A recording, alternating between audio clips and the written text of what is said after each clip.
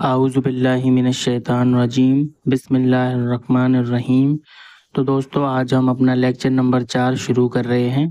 اس سے پہلے ہم پڑھ چکے ہیں لیکچر 3 میں اسم فعل حرف کے بارے میں، ٹھیک ہے۔ تو آج ہم اپنا نیا ٹاپک شروع کر رہے ہیں اسم، ٹھیک ہے۔ اسم کے بارے میں ہم پڑھ چکے ہیں، اسم کیا ہوتا ہے، یعنی کہ کسی بھی جگہ، کسی بھی چیز، کسی بھی صفت یا کام کے نام کو اسم کہتے ہیں، ٹھیک ہے۔ تو اس میں ہم پڑھیں گے مزید اسم کے بارے میں۔ تو دوستو اب ہمیں کیونکہ جملے بنانے ہیں، ٹھیک ہے نا، تو جملے میں نے آپ کے اسکرین پر لکھ رکھے ہیں، 5 جملے لکھ رکھے ہیں عربک ٹو انگلش، ٹھیک ہے۔ تو یہ جملے ایسے نہیں بنیں گے، یہ میں نے آپ کو مطلب دکھانے کے لیے لکھ رکھے ہیں۔ تو اسم کے بارے میں ہمیں کم سے کم 4 باتیں پتہ ہونی چاہیے جملے میں استعمال کرنے کے لیے۔ کہنے کا مطلب یہ ہے، اگر ہمیں اسم کے بارے میں یہ 4 باتیں جو میں نے گرین سے لکھ رکھی ہیں، یہ اگر ہمیں نہیں پتہ ہوں گی تو ہم اس کو جملے میں استعمال نہیں کر سکتے اور نہ ہی اس اسم کو سمجھ سکتے وہ کیا ہے۔ جب تک ہمیں اس اسم کے بارے میں پتہ نہیں ہوگا ہم اس کا جملہ نہیں بنا سکتے، ٹھیک ہے۔ اور آپ جو عربک میں لکھا ہوا ہے ریڈ میں 5 پوائنٹ، اس میں جتنے بھی الفاظ ہیں وہ سب کے سب اسم ہیں۔ مثال کے طور پہ پہلا پوائنٹ دیکھیے الحمد، پھر آگے لکھا ہوا ہے للہ، یہ دونوں کیا ہیں، اسم ہیں۔ الحمد ایک اسم اور اللہ ایک اسم، ٹھیک ہے۔ انا ایک اسم، یوسف ایک اسم، حاذا بھی اسم ہے، غلام بھی اسم ہے۔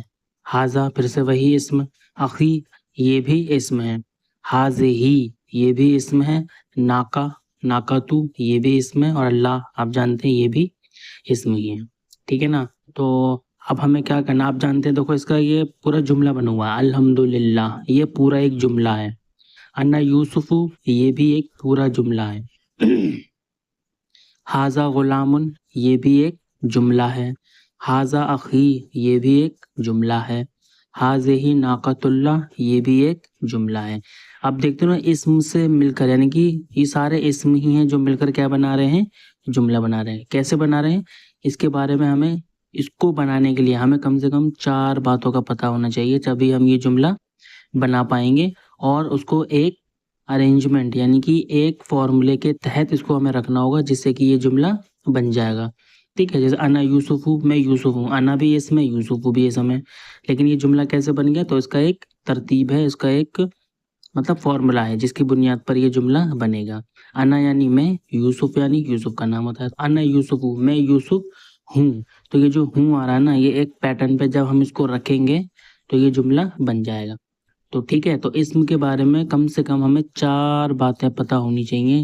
سب سے پہلے جنس کیا ہے اس اسم کا، اس اسم کا عدد کیا ہے، اس اسم کی وسعت کیا ہے، اور اس کا اعراب کیا ہے، ٹھیک ہے نا۔ تو یہ 4 باتیں ہمیں جب پتہ چل جائیں گی تو ہم یہ جملے، اس کو جو اسم سے متعلق ہیں وہ سارے جملے ہم آسانی سے بنا سکتے ہیں، لیکن شرط یہ ہے کہ ہمیں اس اسم کے بارے میں 4 باتیں معلوم ہونی چاہیے۔